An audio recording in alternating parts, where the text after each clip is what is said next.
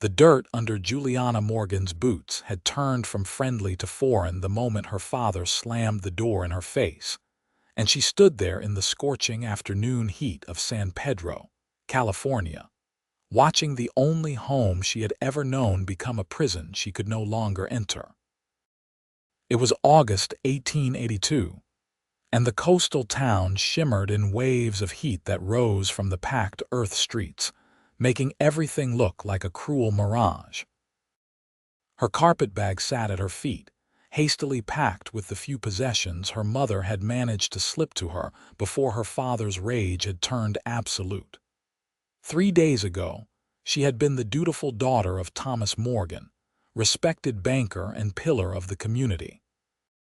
Now she was nothing more than a stubborn fool who had refused to marry Gerald Hutchinson, the wealthy merchant twice her age who her father had promised her to, without ever asking her opinion.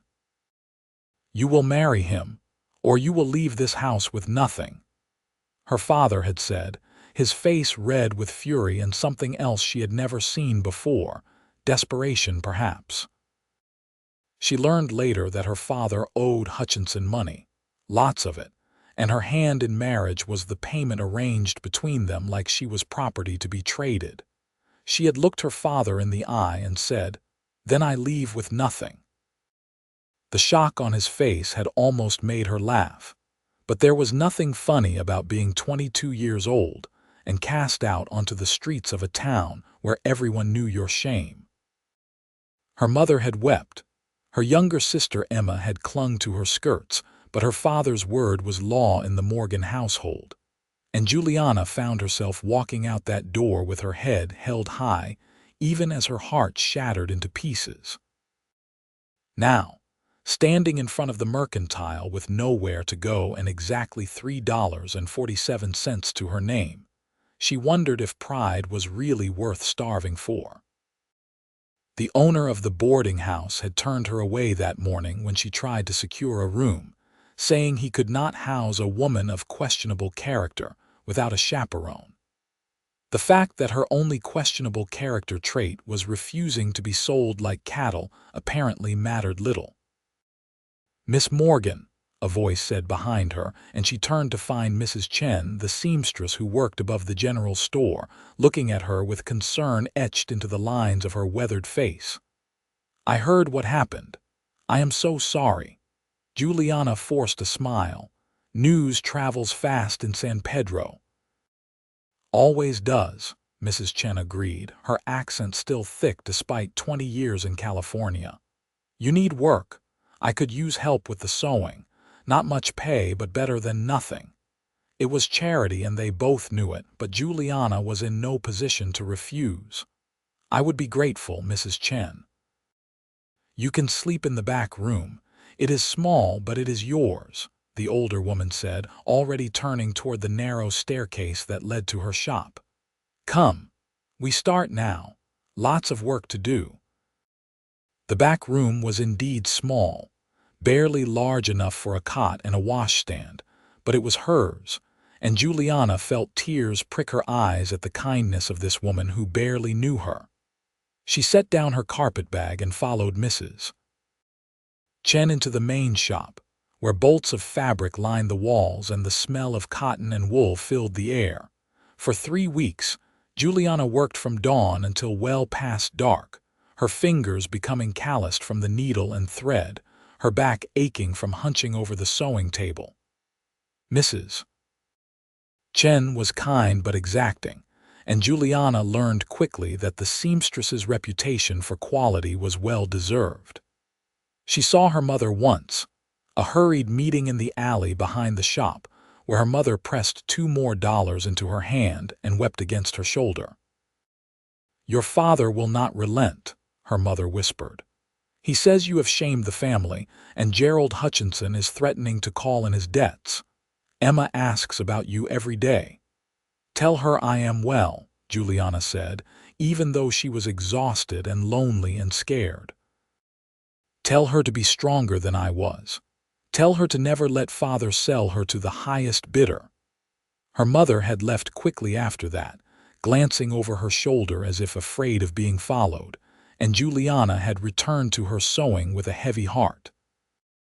It was on a Thursday afternoon in early September when everything changed. Juliana was delivering a finished dress to the hotel, walking quickly through the dusty streets with her head down to avoid the stares and whispers that still followed her everywhere. She was so focused on reaching her destination that she did not see the group of men until she almost walked straight into them. Well, if it is not the Morgan girl." Gerald Hutchinson's voice was like oil, slick and unpleasant. He stood with 3 of his associates, all of them smelling of whiskey despite the early hour. "Still too proud to accept an honest proposal, I see." Juliana tried to step around them, but Hutchinson moved to block her path. He was a large man, running to fat in his middle years, with small eyes that gleamed with something that made her skin crawl. "Excuse me, Mr. Hutchinson. I have a delivery to make. Your father still owes me, you know," he continued, ignoring her request. "Thought maybe you had come to your senses, realized that being my wife is better than being a seamstress's charity case." "I would rather sew until my fingers bled than be your wife," Juliana said, her temper finally breaking through her careful politeness. "Now please let me pass." His face darkened, and he grabbed her arm hard enough to bruise. The lady asked you to let her pass." The voice was new, deep, and calm, but with an edge of steel underneath. Juliana looked up to see a man she had never noticed before. Tall and lean with sun-darkened skin, and eyes the color of a storm rolling in from the ocean. He wore dusty trail clothes and a gun belt slung low on his hips, and there was something about the way he stood that suggested he knew exactly how to use that weapon. Hutchinson's grip loosened slightly. "This is none of your business, Cowboy." "I am making it my business," the stranger said, moving closer. "The lady wants to pass. You are going to let her. And who are you to tell me what to do?" Hutchinson blustered, but Juliana could feel his uncertainty in the way his hand trembled slightly on her arm. "Name's Vincent Quinn," the cowboy said, "and I am the man who is giving you to the count of 3 to let go of her arm." He did not get past 1 before Hutchinson released her, stepping back with a scowl. "This is not over, Morgan. Your father's debt will be paid one way or another." Juliana did not wait to hear more. She hurried past them, her heart pounding, and was surprised when Vincent Quinn fell into step beside her, his long stride easily matching her quick pace. "Thank you," she managed after a moment. "You did not have to do that." "Seemed like you needed the help," he replied. His voice had lost the hard edge, and up close, she could see that he was younger than she had first thought, probably only a few years older than herself, with dark hair that needed cutting and a face that was more interesting than handsome, all strong lines and sharp angles. "You all right?" "I am fine," she said, then amended, "I will be fine. Thank you again, Mr. Quinn." "Vincent," he corrected. "Or just Quinn if you prefer. Most folks do." He paused at the corner, tipping his hat. "You take care, miss. Men like Hutchinson do not take rejection well." He walked away before she could respond, disappearing into the crowd of people moving through the street, and Juliana found herself staring after him with a strange flutter in her chest that had nothing to do with her recent fright. She delivered the dress and collected her payment, then returned to the shop to find Mrs. Chen waiting with a worried expression. "I heard what happened with Hutchinson. You must be careful, Juliana. That man is dangerous when crossed." "A cowboy intervened," Juliana said, settling back at her sewing table. "Vincent Quinn. Do you know him?" Mrs. Chen shook her head. "The name is not familiar. Must be passing through. Many cowboys come through San Pedro on their way to the ranches inland or the ports for work." Juliana tried to focus on her work, but her mind kept drifting back to storm-colored eyes and a voice that had been gentle despite the threat of violence underneath. She told herself it was gratitude, nothing more, and that she would likely never see Vincent Quinn again. She was wrong. 2 days later, she was walking back from the market with thread and needles Mrs. Chen had sent her to purchase when she saw him again. He was standing outside the saloon, talking with another man, and something about his posture suggested he was not entirely comfortable with the conversation. The other man was gesturing angrily, and even from a distance, Juliana could sense tension in the air. She should have kept walking. It was not her business, and she had enough troubles of her own without borrowing more. But something made her stop, made her watch as the other man shoved Vincent hard enough to make him stumble back a step. Vincent's hand dropped to his gun, and Juliana's heart lurched. "There's a problem here," she called out before she could think better of it. Both men turned to look at her, and Vincent's eyes widened in recognition and what might have been alarm. "No problem, miss," the other man said, his tone dismissive. "Just business between men." "Looked like assault to me," Juliana said, moving closer despite every instinct telling her to run. "Perhaps we should fetch the sheriff." The man scowled but seemed to think better of whatever he had been planning. With a final glare at Vincent, he stalked off down the street, and Juliana found herself alone with the cowboy once again. "You have a habit of walking into trouble," Vincent said, but there was amusement in his voice rather than anger. "Or maybe trouble has a habit of finding you." "I could say the same about you," Juliana replied. "What was that about?" "Nothing important," he said, then seemed to reconsider. "Old grudge, not worth discussing." He looked at her more closely, taking in the simple dress she wore and the basket over her arm. "You are the seamstress now, Mrs. Chen's helper." "I am," she said, lifting her chin slightly, daring him to judge her for the fall in circumstances. "It is honest work." "Never said it was not," Vincent replied. "Takes courage to walk away from comfort for the sake of principle. Most folks would have just accepted the marriage and lived with it." "Is that what you heard? That I walked away?" Juliana felt bitter laughter bubble up. "I was thrown out. There is a difference." "Not much of one when the result is the same," Vincent said. "Either way, you chose yourself over what others wanted for you. That takes spine." They stood there in the street, and Juliana felt something shift between them, some understanding that went beyond words.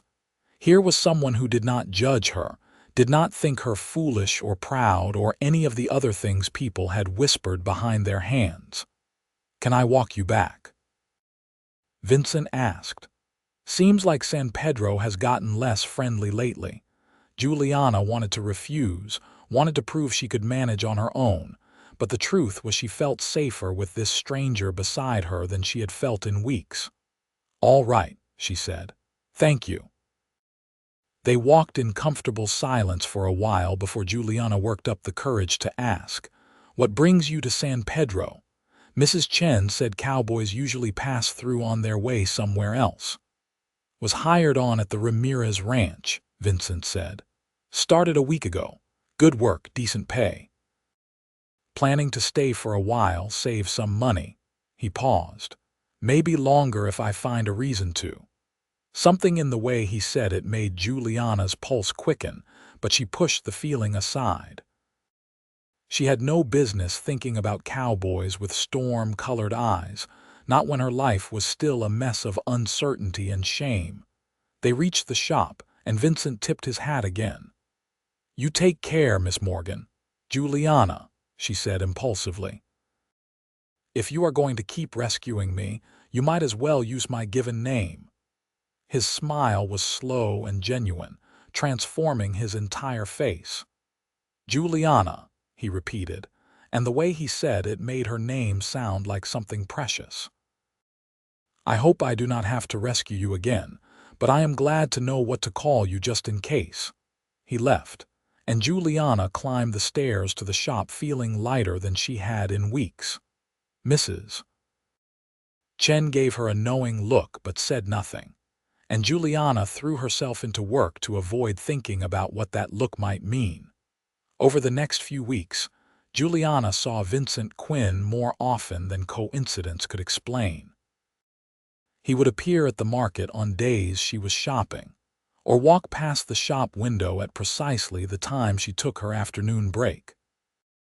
They fell into conversation easily, talking about everything and nothing, and Juliana learned that Vincent had grown up in Nevada, the son of a horse rancher who had died when Vincent was 17.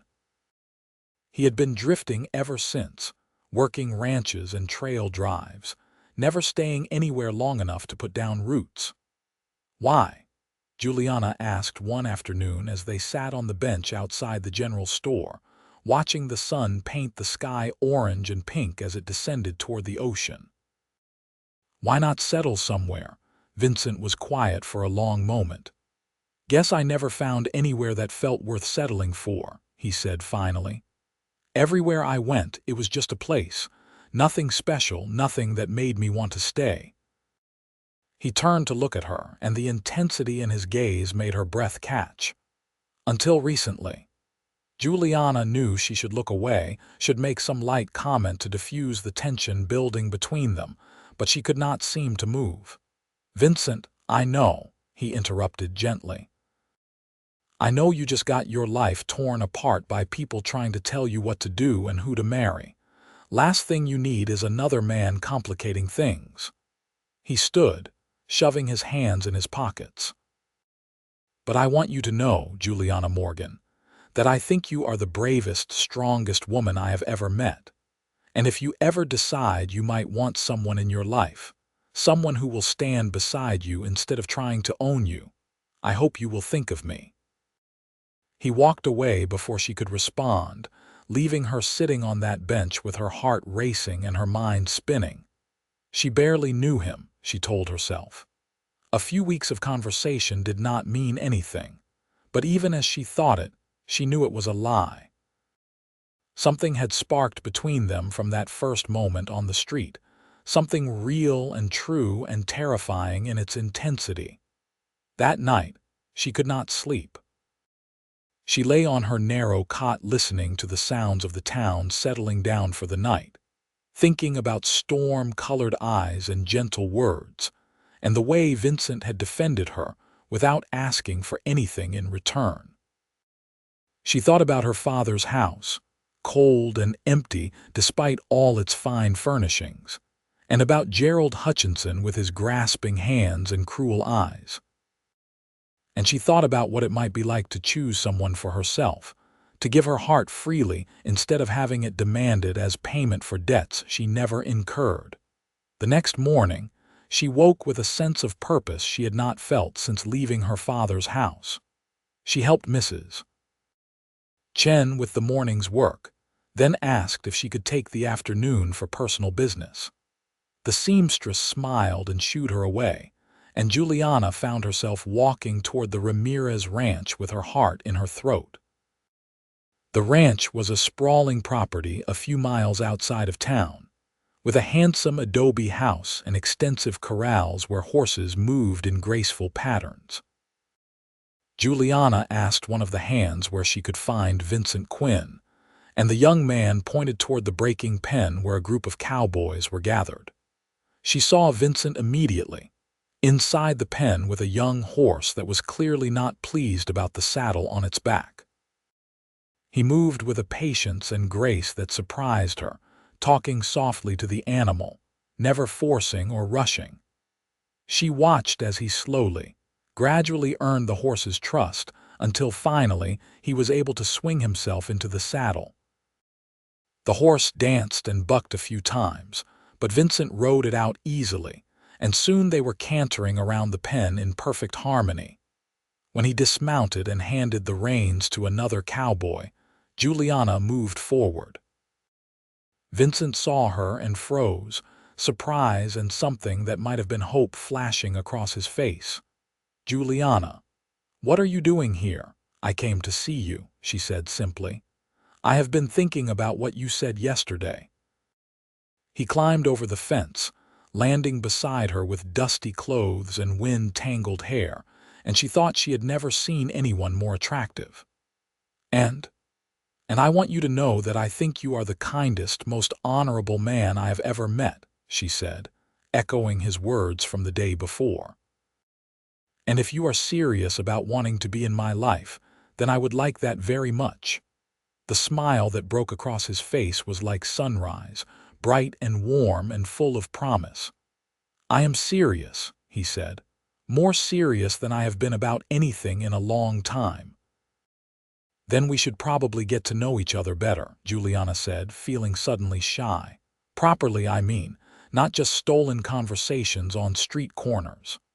I would like that, Vincent said. Are you free on Sunday? There is a nice spot by the creek, real pretty this time of year. We could have a picnic, talk without the whole town watching. Sunday would be perfect, Juliana agreed.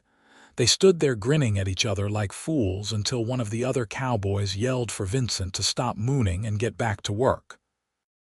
Vincent rolled his eyes but obeyed, and Juliana walked back to town feeling like she was floating several inches above the ground. Sunday arrived bright and clear, and Vincent picked her up in a borrowed wagon with a basket packed by the ranch cook. They drove out to the creek he had mentioned, a peaceful spot shaded by willows where the water ran clear and cool over smooth stones. They spread a blanket and ate fried chicken and biscuits and talked for hours, sharing stories about their lives and dreams for the future. I always wanted to have my own ranch, Vincent admitted as they lay on the blanket watching clouds drift overhead. Nothing huge, just enough land to raise good horses and maybe some cattle. Build a house, have a family. Normal things, I suppose. They do not sound normal to me, Juliana said quietly. They sound wonderful. He turned his head to look at her. What about you? What do you want? I want to matter to someone, she said after a moment. I want to be valued for who I am, not what I can provide or what family I come from. I want to wake up in the morning and know that the person beside me chose me, really chose me, because they love me and not because it was convenient or profitable. She felt her cheeks heat. I suppose that sounds foolish. It sounds honest, Vincent said. He reached over and took her hand, lacing their fingers together. And for what it is worth, I think you matter a great deal, to Mrs. Chen, to your sister, to your mother. He paused. To me.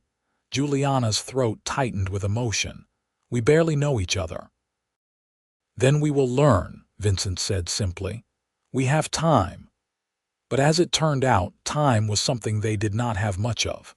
The next week, Juliana's mother appeared at the shop in a state of near panic. Her father had made some bad investments, she explained in a rushed whisper, and Gerald Hutchinson had called in all his debts. The Morgan family was facing financial ruin unless Juliana agreed to the marriage immediately. He says he will forgive everything if you marry him, her mother pleaded. Your father's bank will be saved. Emma will still have her dowry. We will not lose the house. Please, Juliana. I know it is not fair, but please consider it. Juliana felt sick. Mama, you cannot ask this of me. You know what kind of man Hutchinson is. I know what kind of man your father is, her mother said bitterly. Proud and foolish and so deep in debt I do not know how we will survive. But he is my husband, and Emma is my daughter, and I have to try to save them even if it means sacrificing you. Tears streamed down her face. I am sorry. I am so sorry. After her mother left, Juliana sat in the back room and cried until she had no tears left. Mrs. Chen found her there and held her while she sobbed out the whole miserable story. What will you do? The older woman asked gently. I do not know, Juliana admitted. If I refuse, my family will be destroyed. My little sister will have nothing. But if I agree, I will be trapped in a marriage to a man I despise, and I will never be free. There is always a third option, Mrs. Chen said thoughtfully. You could leave San Pedro entirely. Start fresh somewhere else. And let my family suffer for my father's mistakes." Juliana shook her head. "I could not live with myself." She spent a sleepless night wrestling with the decision, and by morning she had almost convinced herself that marrying Hutchinson was the only honorable choice. She would be miserable, but at least her family would be safe. It was the right thing to do, even if it felt like dying. She was preparing to send word to her father when Vincent appeared at the shop, looking worried. "I heard about your father's debts," he said without preamble. "Is it true Hutchinson is using them to force you into marriage?" "News travels fast," Juliana said wearily. "Small town," Vincent replied. He took her hands, his grip warm and strong. "Listen to me, Juliana, you cannot marry him. I will not let you." "It is not your choice to make," she said gently, even though her heart was breaking. "This is my family, my responsibility."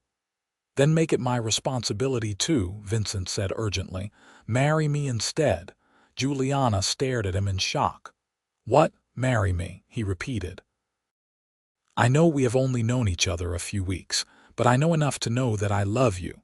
I know you are brave and strong and stubborn as hell, and I know that the thought of you married to Gerald Hutchinson makes me want to put my fist through a wall." He pulled her closer. "Marry me, Juliana. I cannot solve your father's debt problems, but I can make sure Hutchinson loses his leverage. If you are already married, he cannot force you into anything." "Vincent, that is insane," Juliana protested, even as hope flared in her chest. "You would tie yourself to me and all my problems just to save me from a bad marriage." "I would tie myself to you because I love you," Vincent said firmly. "The fact that it also saves you from Hutchinson is just a bonus." "But my family, your family's problems are your father's to solve," Vincent interrupted. "Not yours. You are not responsible for his debts or his poor decisions. And if he cannot see that, if he would rather sell his daughter than face the consequences of his actions, then he does not deserve your sacrifice." Juliana wanted to argue, wanted to point out all the reasons this was a terrible idea, but the words would not come. Instead, she found herself asking, "Are you sure, really sure? Because once we do this, there is no going back." "I am sure," Vincent said without hesitation. "I have never been more sure of anything in my life."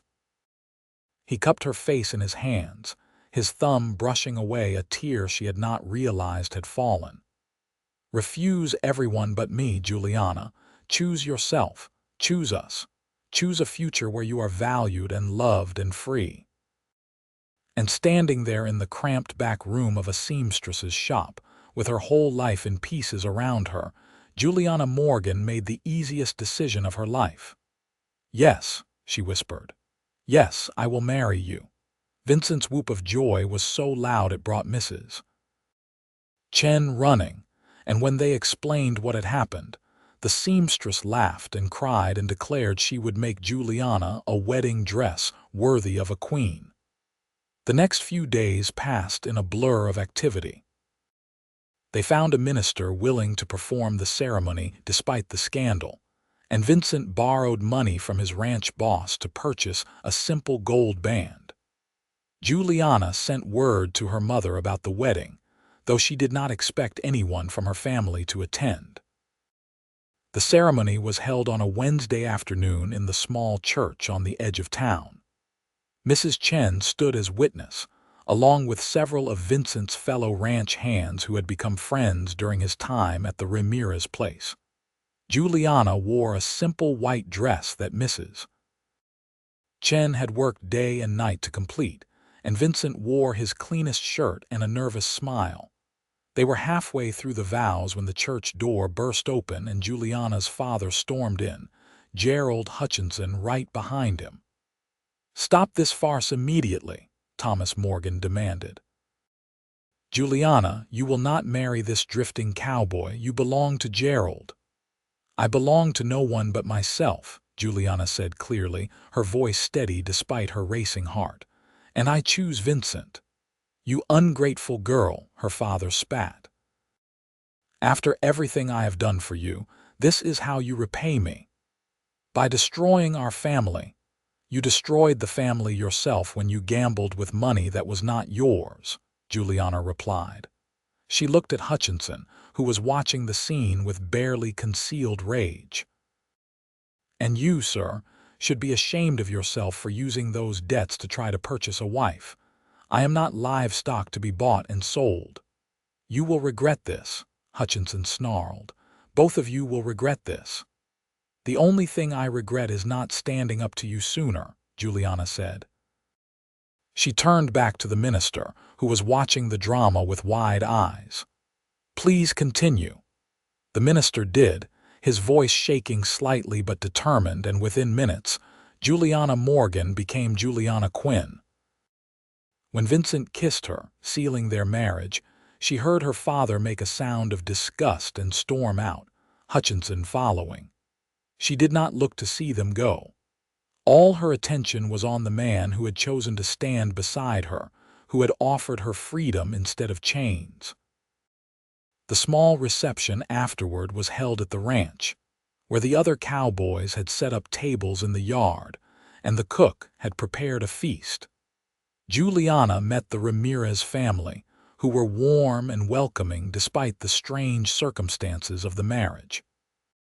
Mr. Ramirez, a distinguished gentleman with silver hair and kind eyes, pulled Vincent aside and spoke with him quietly for several minutes. "What was that about?" Juliana asked when Vincent returned to her side, looking pleased. "He offered us the use of one of the line shacks on the north edge of the property," Vincent said.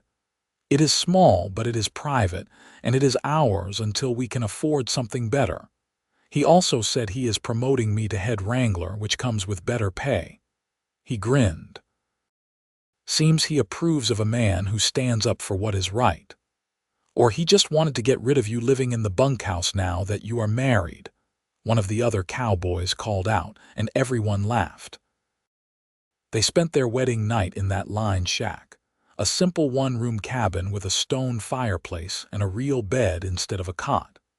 Vincent built a fire to ward off the evening chill coming in from the ocean, and they sat together watching the flames dance.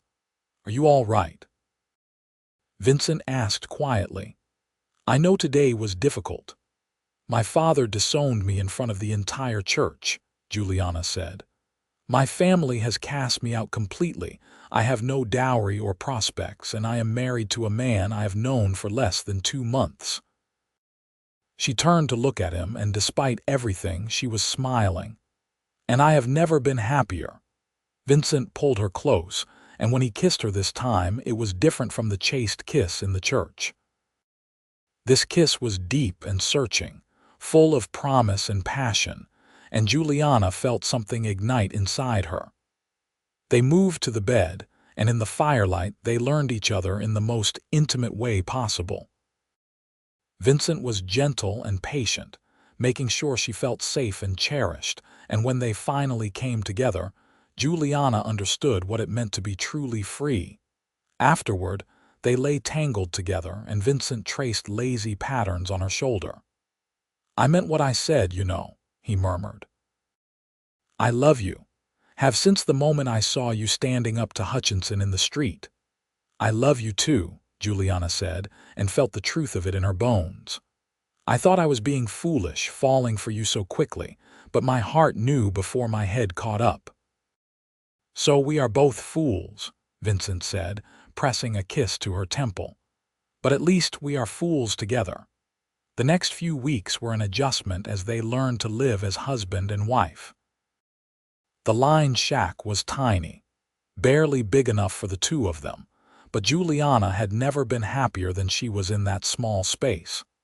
She continued working for Mrs. Chen during the days, and Vincent worked the ranch, and in the evenings, they would come together and share stories about their days. Slowly, they built a life together from the scattered pieces of their pasts. Juliana's mother visited once, sneaking away while Thomas Morgan was at work. She wept and apologized and begged Juliana to understand that she had no choice but to stand by her husband. Juliana forgave her, because holding on to anger would only poison her own happiness, but she made it clear that she would not return to her father's house or beg for his forgiveness. "I made my choice, Mama," she said gently, "and I am happy with it. I wish you could be happy for me too." Her mother left with tears in her eyes, and Juliana did not see her again for months. Emma sent letters, though, smuggled out through Mrs. Chen, filled with news of life at home and declarations that she thought Juliana was the bravest person alive. Those letters became a lifeline, a reminder that not everyone in her family had abandoned her. As autumn turned to winter, Juliana realized she was pregnant. She told Vincent one evening after dinner, watching his face carefully for his reaction. She need not have worried. His joy was immediate and complete, and he spun her around the tiny cabin until she was dizzy and laughing. "A baby," he kept saying, like he could not quite believe it.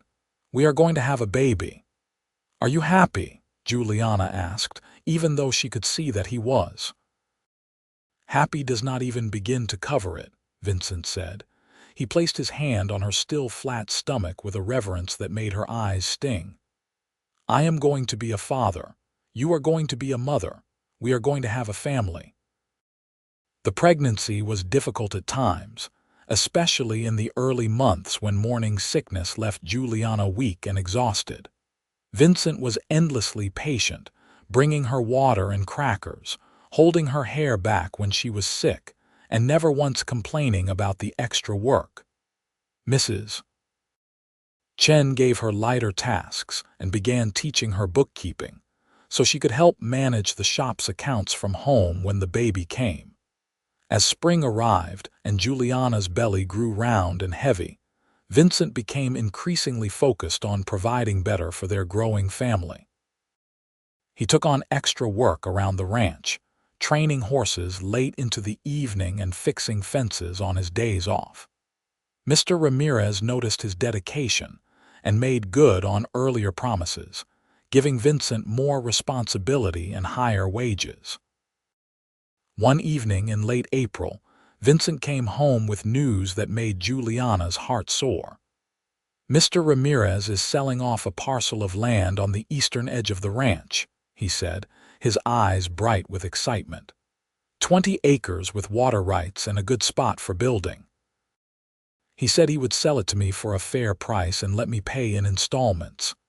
He took her hands. "It would be ours, Juliana, our own land. We could build a real house, raise our children there. What do you think?" "I think it sounds perfect," Juliana said, already imagining a small house with a porch where she could sit and watch the sunset. "But can we afford it?" "We will make it work," Vincent said confidently. "I have been saving every extra penny, and with my new wages we can manage the payments.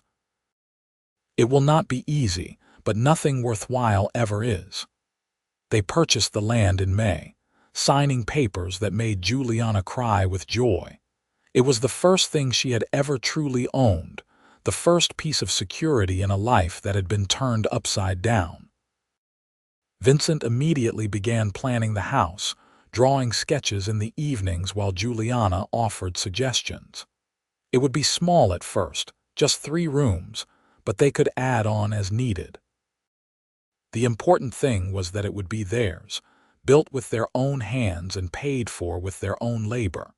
Construction began in June, with Vincent working alongside several of his fellow ranch hands who volunteered their time on weekends.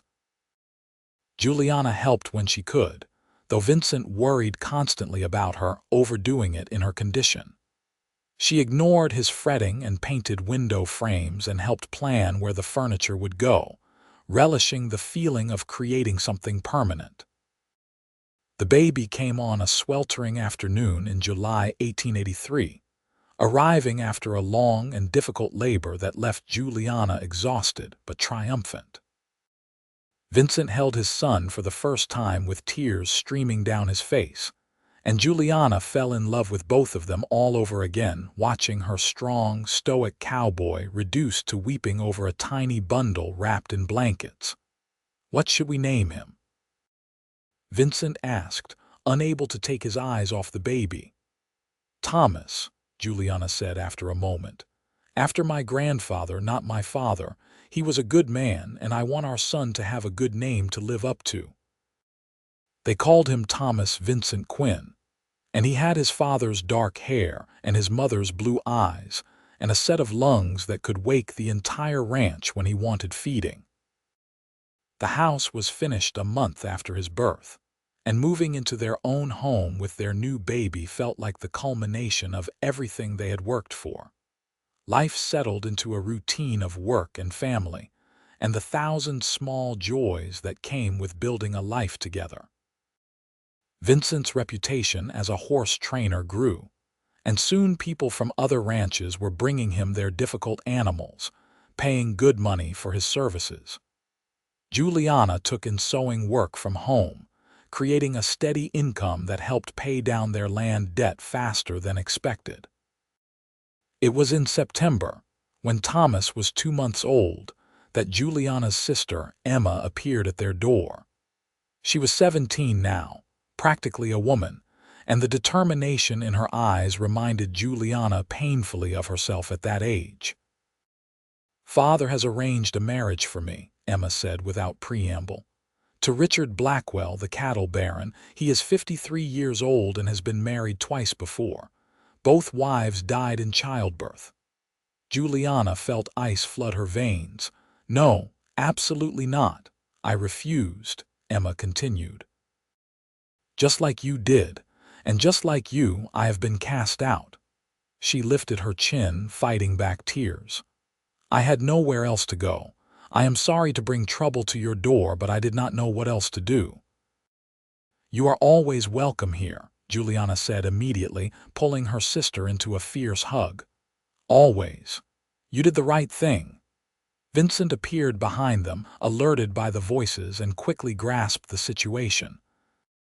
"She can stay in the spare room for as long as she needs," he said without hesitation. "Family is family." Emma burst into tears, the brave front finally crumbling, and Juliana held her while she cried. Later, after Emma had been settled in the small spare room they had built for guests, Juliana and Vincent talked in low voices in their own room. "Our father is determined to sell off his daughters to pay his debts," Juliana said bitterly. "First me, now Emma. I wonder if he even thinks of us as people anymore, or just assets to be liquidated." "Some men cannot see past their own pride," Vincent said. "But Emma is safe now. We will take care of her until she figures out what she wants to do." Emma proved to be a godsend in the household. She was wonderful with baby Thomas, eagerly taking on childcare duties while Juliana worked on her sewing. She also had a head for numbers, and began helping Juliana with the bookkeeping for both the sewing business and the ranch accounts Vincent had started managing for Mr. Ramirez. "I always wanted to work in Father's bank," Emma confessed one afternoon as they sat on the porch watching Thomas sleep in his basket. "But he said banking was not appropriate for women. I think he just did not want to admit I was better at mathematics than he was." "Then we will put those skills to use here," Juliana said. "There is always work for someone good with numbers and accounts." As the months passed, Emma blossomed under the freedom of making her own choices. She took on more responsibility with the ranch accounts, and Mr. Ramirez was so impressed with her work that he offered her a permanent position as his bookkeeper. It was unusual for a woman to hold such a position, but Mr. Ramirez was a forward-thinking man who cared more about competence than convention. It was through her work at the ranch that Emma met Daniel Cooper, one of the ranch hands who worked alongside Vincent. Daniel was 22, shy and earnest, with a gentle way about him that immediately appealed to Emma's kind heart. Juliana watched with amusement as the two of them circled each other like cautious cats, clearly attracted but neither willing to make the first move. "You should talk to him," Juliana finally said one evening when she caught Emma staring out the window at Daniel working in the corrals. "I do talk to him," Emma protested. "About work." "You know what I mean," Juliana said. "Real conversation. Get to know him as a person, not just a ranch hand." "What if he does not feel the same way?" Emma asked, vulnerability clear in her voice. "What if I embarrass myself?"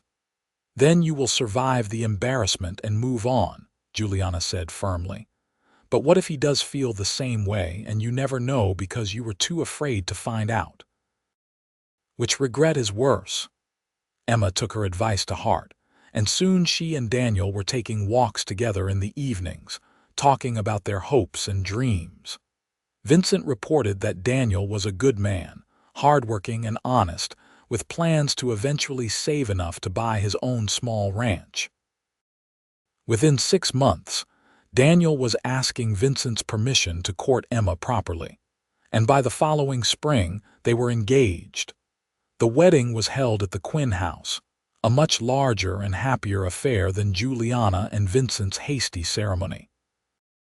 Emma wore a beautiful dress that Juliana had spent weeks creating, and Daniel wore a suit borrowed from Mr. Ramirez. This time, when the vows were exchanged, there were no angry interruptions, only joy and celebration. Juliana's mother attended, slipping away from Thomas Morgan once again, though this time she brought news that made Juliana's heart ache. "Your father's bank failed last month," she said quietly during the reception. "Gerald Hutchinson called in all the remaining debts, and we lost everything. The house, the business, everything. We are living in a small apartment above the dry goods store now." "Where is father?" Juliana asked, scanning the crowd as if he might suddenly appear. "Too proud to come," her mother said sadly. "He still will not admit he was wrong about you or Emma. Still insists you both ruined him with your stubbornness." She took Juliana's hand. "But I am done standing by him in his bitterness. I chose him once because I thought it was my duty, but I will not choose his pride over my daughter's anymore. If he cannot forgive you, that is his loss, not yours." It was not the reconciliation Juliana had hoped for, but it was something. She introduced her mother to Thomas, now a walking, babbling toddler of 18 months, and watched as her mother wept over the grandchild she had never met. They made plans for regular visits, and slowly, tentatively, began rebuilding their relationship. Life continued its forward march. Daniel and Emma saved their money and eventually purchased a small ranch neighboring the Quinn property, creating a tight-knit family compound. Juliana had 2 more children, a daughter named Sarah in 1885 and another son named Michael in 1887. Vincent's horse training business expanded beyond anyone's expectations, and their original 3-room house grew to 6 rooms, then 8, each addition carefully planned and lovingly built. Through it all, Gerald Hutchinson remained a dark shadow on the edges of their happiness. His business dealings had made him wealthy but despised, and he never forgave Juliana for escaping him. He made several attempts over the years to cause trouble, spreading rumors about Vincent's business practices, or trying to interfere with land deals, but his reputation for cruelty and dishonesty worked against him. Most people in San Pedro had come to respect the Quinn family for their integrity and hard work, and Hutchinson's poison found no purchase. It was in the spring of 1889 that Thomas Morgan appeared at the Quinn Ranch for the first time since Juliana's wedding. He was 70 now, stooped and gray, the arrogance that had defined him worn away by years of failure and loss. Juliana was in the garden when he arrived, and she stood slowly, wiping dirt from her hands as he approached. "Juliana," he said, and his voice cracked on her name. "I have come to apologize." She said nothing, waiting, and after a moment he continued. "I was wrong, about everything. about trying to sell you to Hutchinson, about disowning you and Emma, about letting pride destroy my family." Tears ran down his weathered cheeks. "Your mother left me last month. Said she was tired of living with a bitter old man who could not admit his mistakes. She moved in with Emma and Daniel, and I am alone now, completely alone." "You did this to yourself," Juliana said quietly. "You had chances to make things right, and you chose pride every time." "I know," he said. "I know, and I am sorry. I am not asking for forgiveness. I do not deserve it. I just wanted you to know that I was wrong and you were right.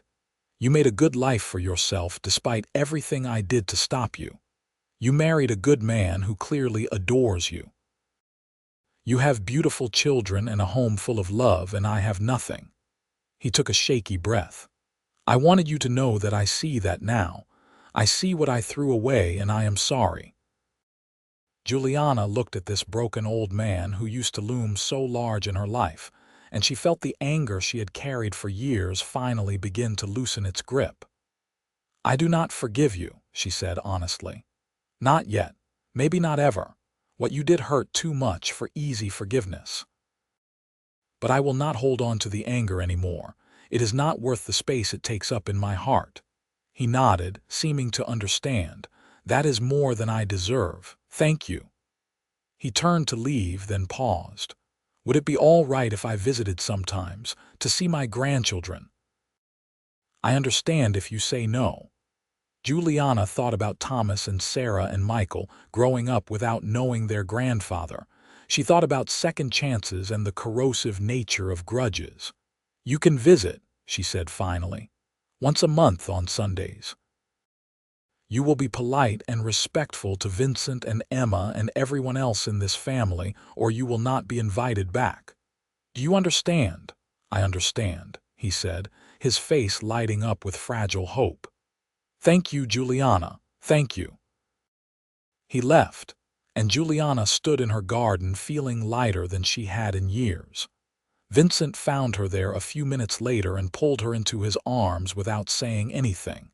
He did not need to ask what had happened. He knew her well enough to read it in her face. "Are you all right?" He asked after a while. "I am," she said, and meant it. "I think I finally let go of the last piece of that old life, the one where I was powerless and angry and hurt all the time.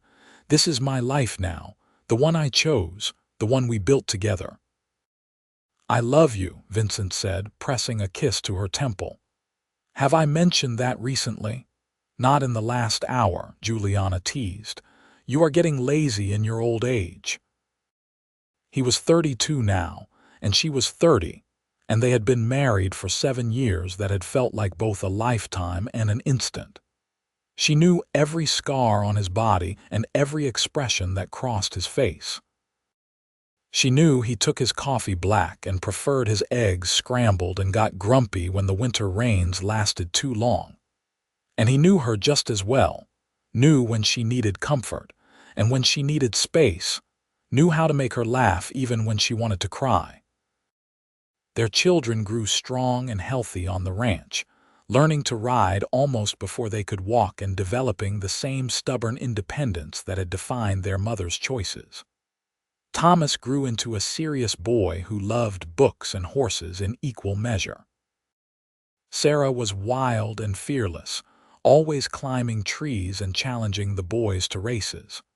Michael was the peacemaker, gentle-hearted and wise beyond his years.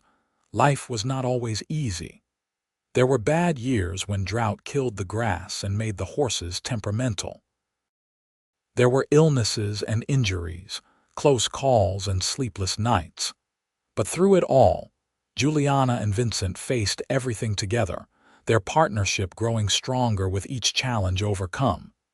In 1892, when Juliana was 33, she became pregnant again unexpectedly.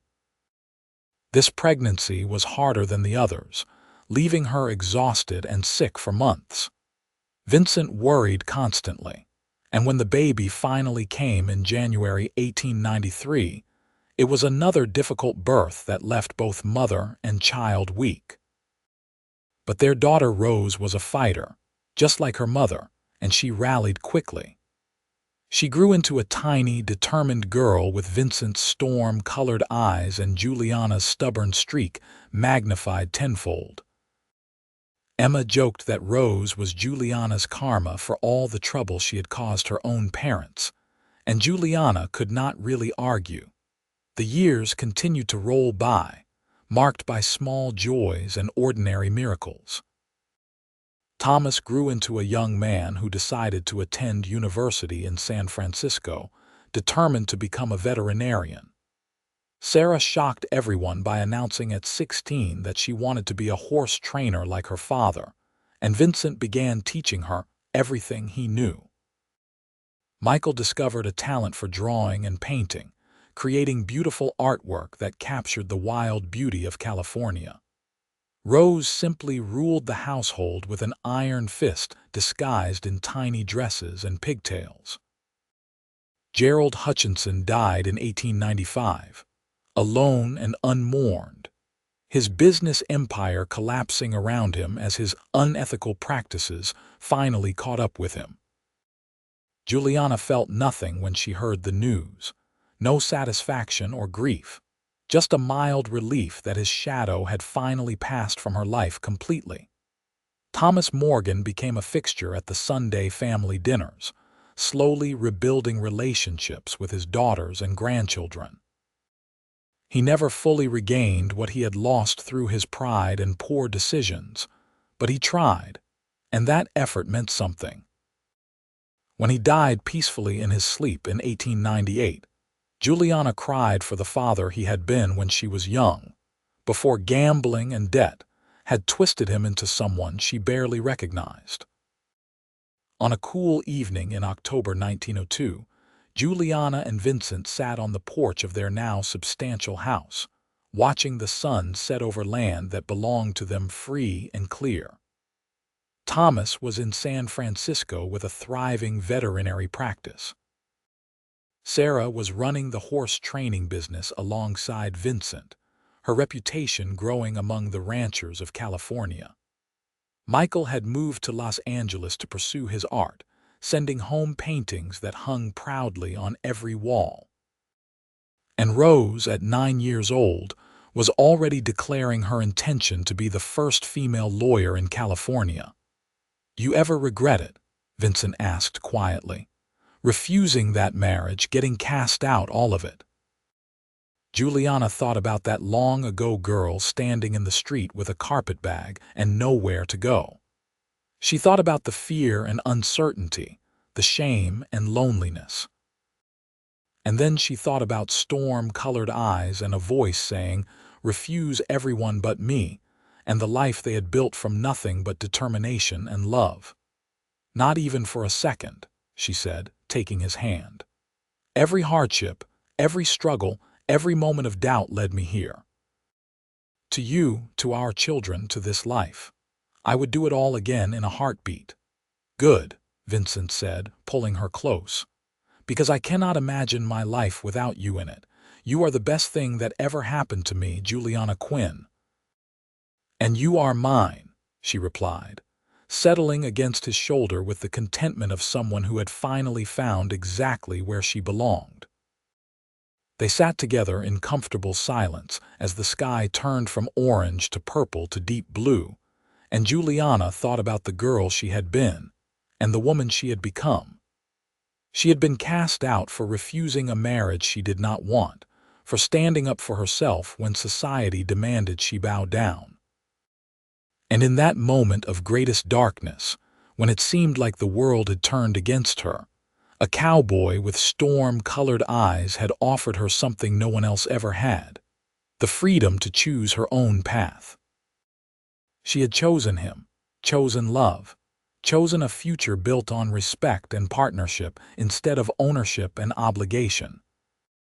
And in making that choice, she had found not just a husband but a true partner, someone who valued her strength instead of trying to break it, who celebrated her independence instead of trying to control it. Their story was not a fairy tale. There had been no magical rescue, no sudden wealth, no easy answers. Instead, They had worked hard for everything they built, supporting each other through good times and bad, learning and growing together. The ranch that surrounded them represented years of labor and sacrifice, each fence, post, and building a testament to their determination to create something lasting. As the stars began to appear in the darkening sky, Juliana heard the sound of laughter from inside the house where Rose was playing with the ranch dogs. She heard the creak of Emma's wagon arriving for dinner, and Daniel's deep voice calling out greetings. She heard her mother's higher tones responding, and the thunder of young feet running to meet their aunt and uncle. This was her family, chosen and biological, bound together by love and shared values. This was her home, built with her own hands and paid for with her own labor. This was her life, lived on her own terms with a man who respected her as an equal. "What are you thinking about?" Vincent asked, noticing her smile. "Everything," Juliana said. "How lucky I am, how grateful. How even though the path here was hard, I would not change a single step because it led me to this moment, right here, right now." Vincent pressed a kiss to her temple, a gesture so familiar it felt like coming home. "Me too," he said simply. "Me too." Inside the house, someone called for them to come to dinner, and they stood together, still holding hands after 20 years of marriage. As they walked inside to join their family, Juliana took one last look at the land stretching out around them, painted silver by moonlight. She had been cast out for refusing a marriage that would have destroyed her soul. She had been called stubborn and foolish and ungrateful. She had been alone and afraid and uncertain about the future. And then a cowboy had said, "Refuse everyone but me," and everything had changed. She had refused everyone but him, and in doing so, she had found everything she never knew she needed. Love and respect, partnership and equality, a home built on mutual values and a future bright with possibility.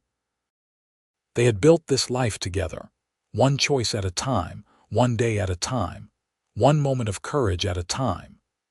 And looking at Vincent's face in the lamplight, seeing the love and pride and happiness shining there, Juliana knew with absolute certainty that every struggle had been worth it. This was her happily ever after, earned through determination and faith and the willingness to fight for what she believed in. It was not perfect, because nothing in life ever was, but it was real and true and completely theirs, and that made it absolutely perfect after all.